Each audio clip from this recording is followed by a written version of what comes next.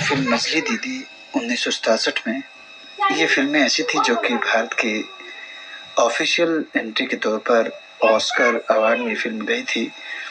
और अभिनेत्री मीना कुमारी की बहुत ही मशहूर फिल्म दिल अपना और प्रीत पराई, फिल्म शारदा, मिस मैरी जैसी कई फिल्में उनके अभिनय की चमचमाती मीनारें हैं।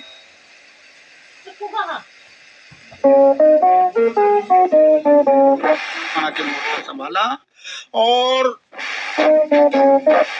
आखिर तुम्हें हुआ क्या है? होता क्या, मुझे तुम्हारे इस जज्बे ने इतना मुतासिर किया है कि मेरी तो बोलती ही बंद हो गई है। बेटे, आखिर बात क्या है? वो कुछ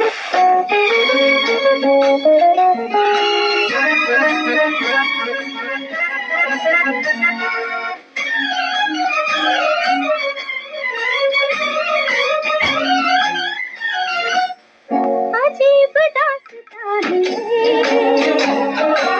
कहाँ शुरू कहाँ खत्म।